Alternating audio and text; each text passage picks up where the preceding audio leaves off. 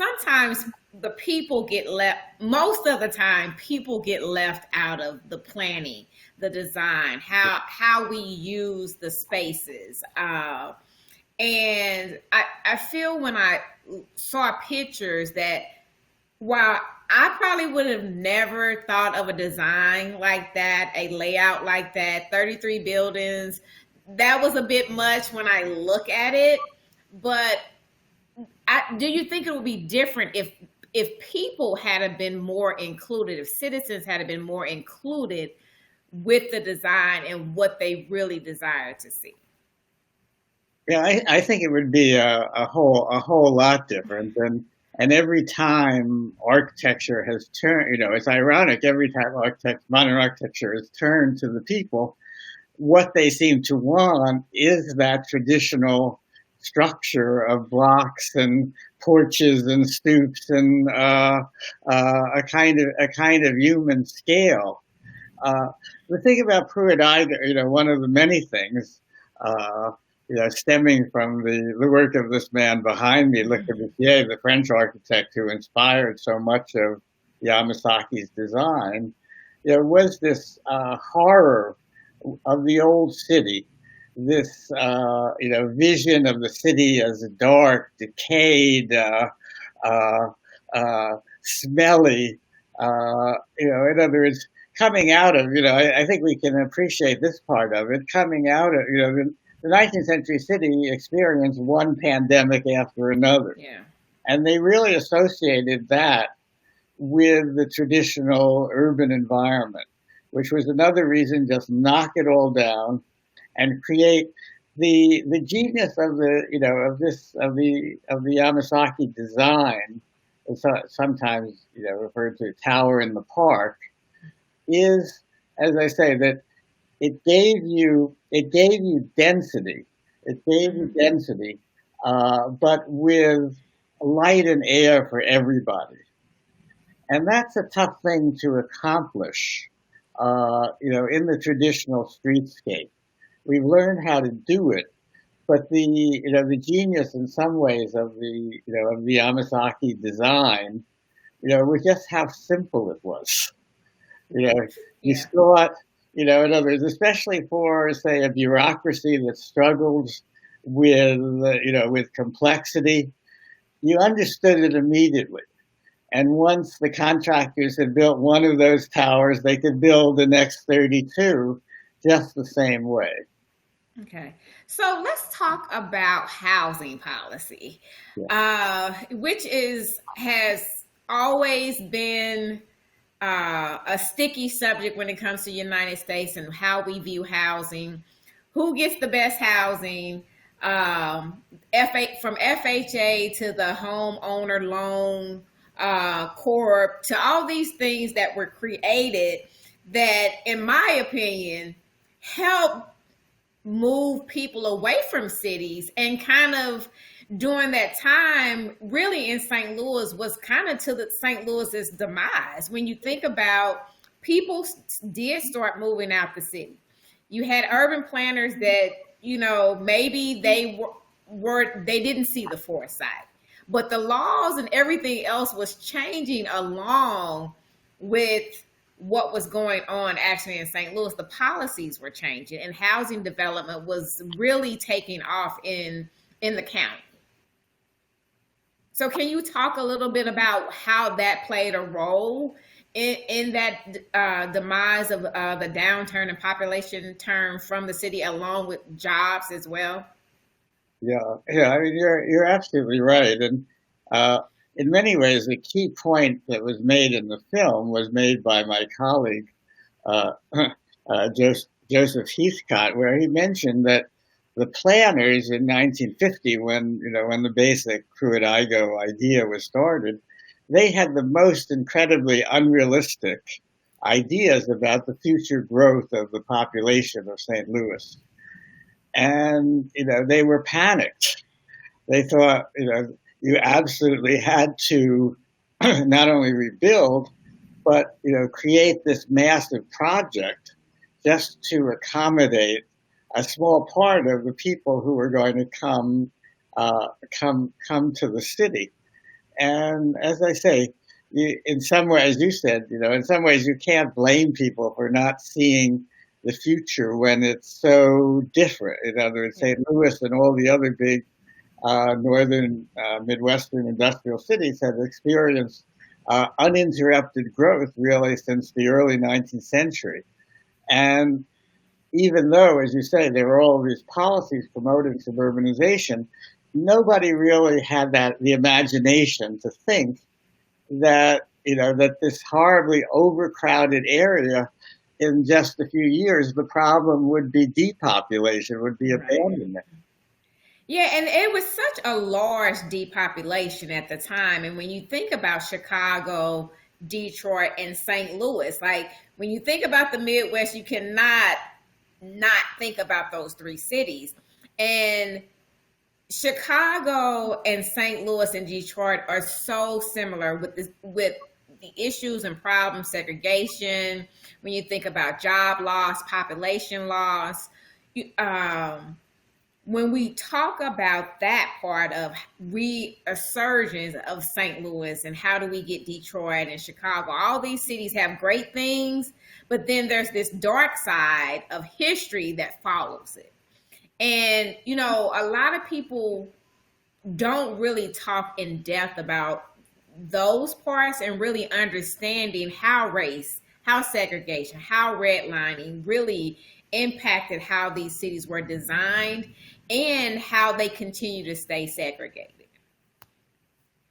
Yeah. Of course, I very much agree. And another part of, in other words, and this is, I mean, ironically, Pruitt-Igoe, the initial idea of it was that it would be segregated, but it would actually be two separate developments, one for whites and one for blacks. By the time it's built, I think it's fair to say that it's part of a kind of strategy that, again, you see in almost every major city, of confining the black population to central cities and to certain parts of central cities. And that was an important part of why you built up, because built high, built dense, and so on, because you wanted to keep people in. And that to me is in other words, the social aspect, or the negative social aspect, just overwhelms the issues of design and so on. But that's the key. I mean, I think that one of the things that that the film did so well was to show people's experience and show how initially it was, they were excited to be moving into this new place, and then how their hopes were betrayed. And one of the things that I will say about that is that a lot of times when we talk about Pruitt-Igoe, we always hear the negative side of what has happened and how most people hated it. But there were different experiences at different times in Pruitt-Igoe. And like you said, people were excited to move in because it was new. It gave them a fresh opportunity, but there were always problems within that. But it really did give people in the beginning a clean place, a stable place, and even though it created a sense of community in a different type of way. Yeah, absolutely. And one of the interesting things, my participation in the film, in other words, Chad Friedrichs came and recorded it, so I was not aware of his interviews with the residents until after the film was put together, and it was just amazing how much I learned, among other people about that. Because exactly as you say, we had been accustomed to think that Pruitt-Igoe was a disaster from the beginning. It wasn't. It was a real community. I mean, and that makes to me the kind of tragedy of Pruitt-Igoe even deeper, which was, at least as I see it, that uh, that it was financed in such a way that it almost had to fail, Right. in the sense that the expectation was that the tenants, through their rents, could pay for the maintenance. And as we all know, these high-rise buildings are high maintenance animals. Uh, and the thought of just managing, I think it's like 2,800 apartments and so on, with inadequate funds. And I think it's amazing what these people did to create and preserve a community. But you just can't do it if the elevators don't work, if you don't have heat No. or light or electricity. That community was betrayed. And to me, the emotional core of the film is the loss of their home, the loss of a Yeah. home Yeah. that was taken away from them. I totally agree. And as I think about public housing and you look at a lot of the public housing, the current stock, most of it is very old. Yes, there's been some that has been replaced with mixed use, but if we look at public housing stock, and I'll use East St. Louis as an example, HUD, the federal government had the public housing in receivership for 32 years. And in those 32 years, you would think the federal government would actually revitalize and make sure that this housing is stable. But even the federal government, when they gave it back to East St. Louis, they couldn't properly maintain the properties. So if you're thinking about Pruitt-Igoe at the time and just you're basing it off just the rent, the maintenance costs, like you said, of one building can be tremendous. But to tack on, have 33 buildings that need maintenance, the elevator, the lights, the cost of products, the maintenance to clean the outside alone. So there were so many different things. And if you look at our housing stock for public housing, you can go to just about any city and see that the needs don't meet up with the money supply.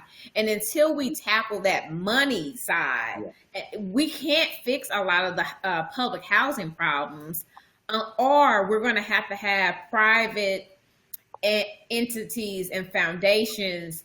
We got to come up with money. We got to come up with money. I think that's a very important lesson of Pruitt-Igoe and of the film. And the film was properly critical of the St. Louis Housing Authority at the time. But beyond that, nobody, St. Louis and every other city regarded this public housing as a kind of gift from the federal government. Right. The federal government would pay for the land and the buildings, and then the tenants would pay for the maintenance, forever after. And St. Louis, the government, would never owe a cent. And so there was never that kind of commitment by, not just the authority, but by the city, by the state, by the federal government. There was no,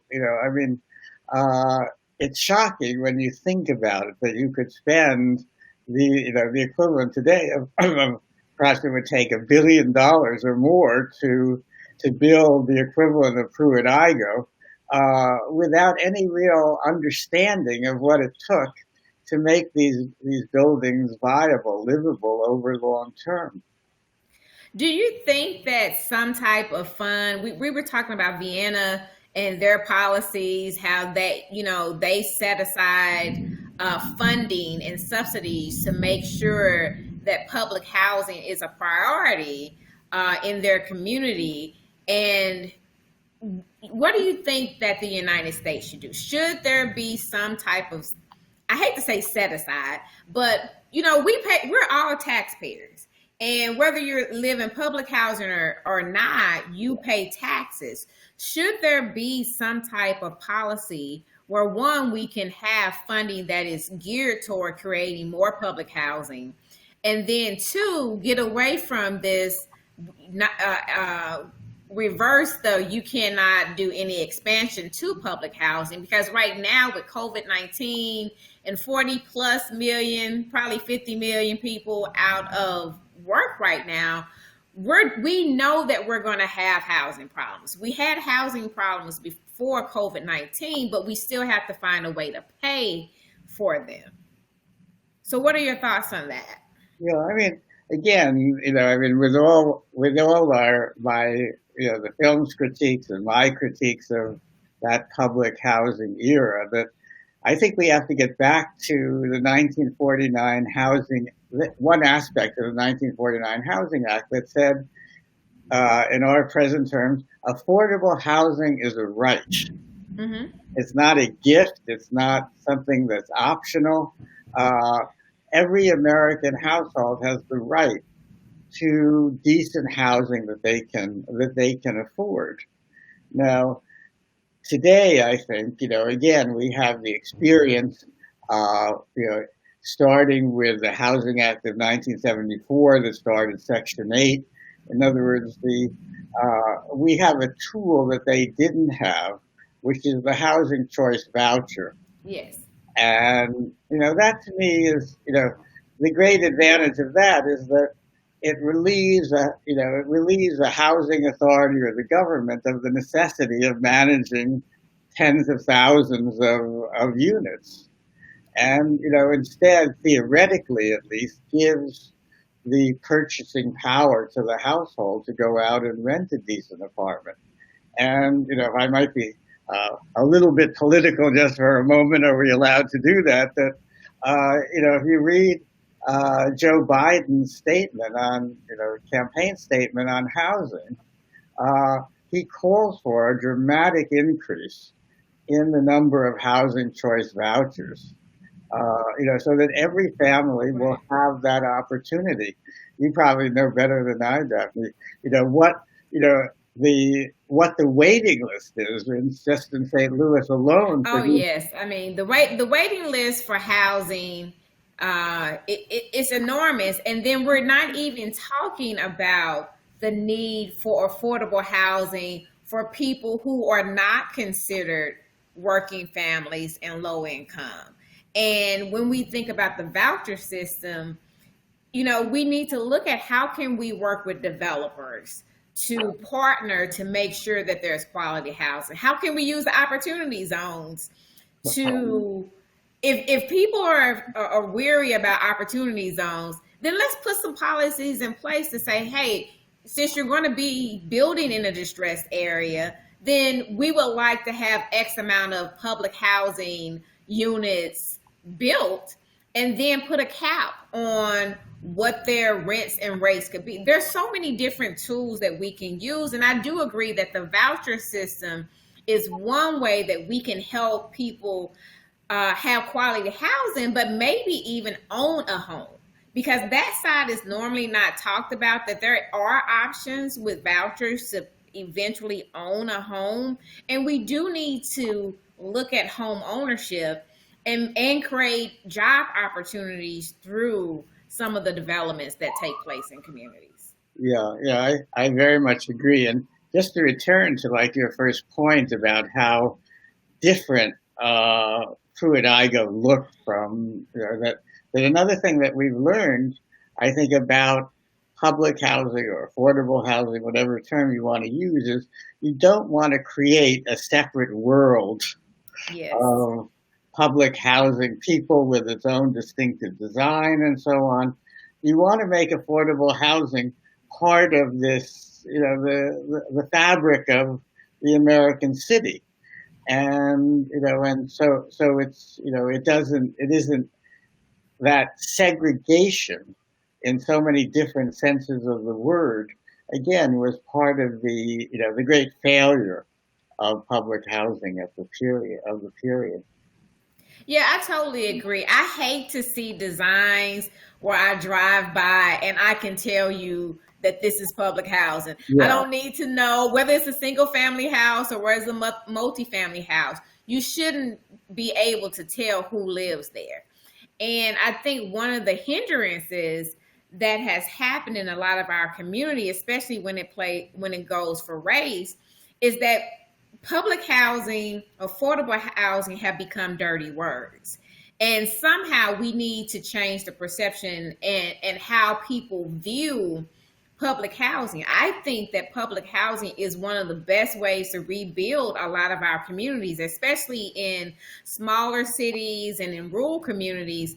Public housing can help spark other development, and we haven't used it as a tool to rebuild communities as a whole and put amenities around it and services, restaurants, small business, entrepreneurship. But I do think that we can put models in place with the right design and the mix of income to make communities better. Yeah, yeah. And again, one of the ironies, and this is certainly true of the work being done at my school, the College of Architecture and Planning at the University of Michigan, is that we know how to design. We really do know how to design these Yeah. mixed-use developments so that they include just a wide variety of income groups. That's how Detroit is being rebuilt right now. The problem is that there just isn't the funding now Yeah. for these projects to be done at the scale that can really transform not big cities, small cities, suburbs.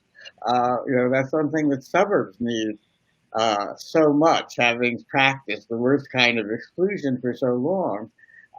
Examples of really well designed mixed income housing. So let's talk about the people a little bit.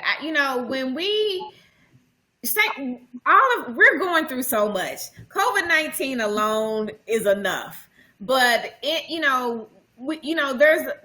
a race issue, there's segregation, and we look at people view the people of Pruitt-Igoe basically as citizens and poor people, and oh, they're just terrorizing Pruitt-Igoe and the area around it. But the people really weren't.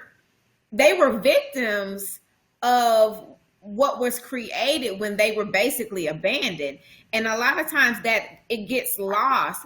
But the citizens actually took a stand, and that's probably one of my favorite parts of the documentary, the movie. When you look at the citizens showed that they were tired, like they had had enough. Yeah. But that citizen inclusion, if it had been there in the start, I think Pruitt-Igoe may have survived.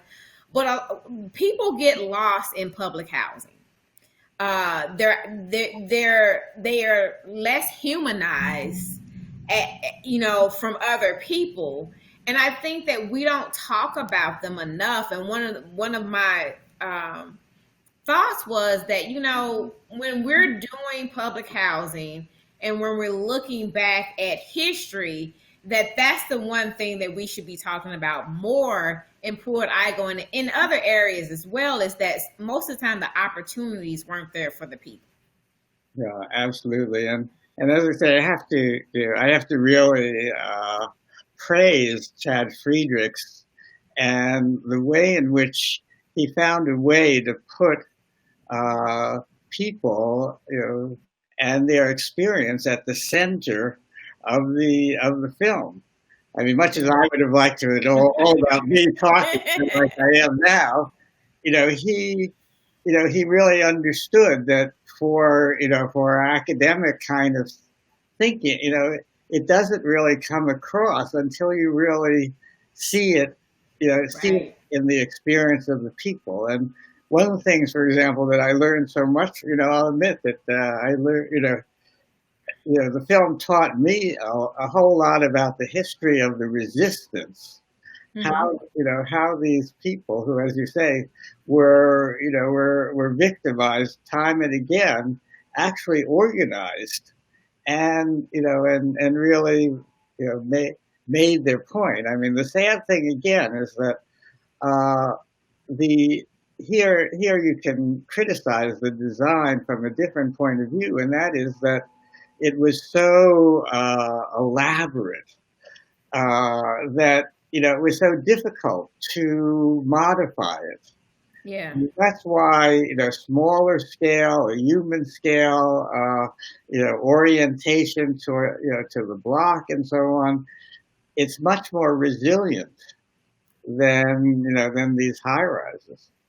Yeah, that's true. And one of the other things that I really appreciated is that we can show this over and over again and really talk about the experiences that people actually experience. Like when you plan for a community, here's some things not to do, but here are some other things to consider about. You don't leave the people out. And oftentimes when we design communities, especially for poor or low income and working families, we leave them out of the planning. And I think it's a huge mistake because they don't get the ownership, even though they will love it when they walk in the door. You heard that, when we walked in the door, we loved that it was home.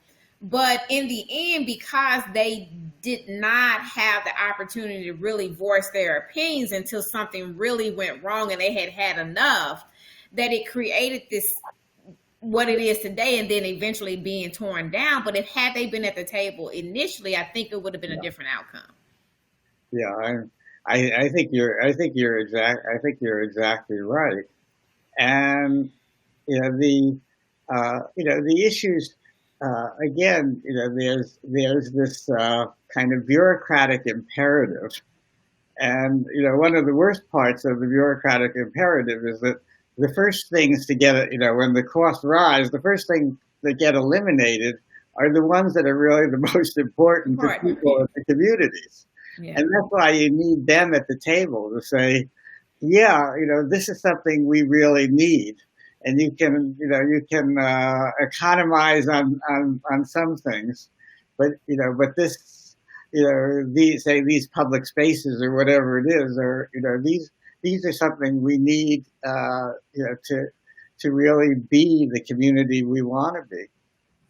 And when you think about when you talk about social services and things that may have been missing from Pruitt-Igoe, I didn't hear a lot about the social service, the resources, the programming that probably should have been put within the community to help it thrive, and maybe even give a voice to for the people to have that extra voice. Yeah, I mean, and of course that's it's unfortunate. You put your finger on one of the saddest parts of the film. Like when my students watch the film, they don't really understand at all the social workers. They don't understand how poorly treated, how marginalized and alienated these people were. That the whole system of support was called Aid to Families with Dependent Children, which was supposedly that a man could not be in the house, so that instead of doing everything you possibly could to keep the families together, the guy had to hide. Right. And that's what comes of, again, this is a profound element of the film. It's what comes of when people don't have power, when they don't have when they're the object of other people's fantasies and fears. Yeah. Hello again. Sorry, I feel like I just butt into the best cocktail party conversation I've been hearing for a while. That was an amazing exchange. To me, that was the most shocking moment of the film, the part you were describing there. I mean, the common critique of public housing from the right, or any kind of critique, is social engineering. And yet that was the utmost example of social engineering, of prescribing how people could live in this. Like the ultimate in means testing is, you can only live in this as we prescribe to you how we think you should live. That was incredibly shocking to me. And then people wondered why it failed.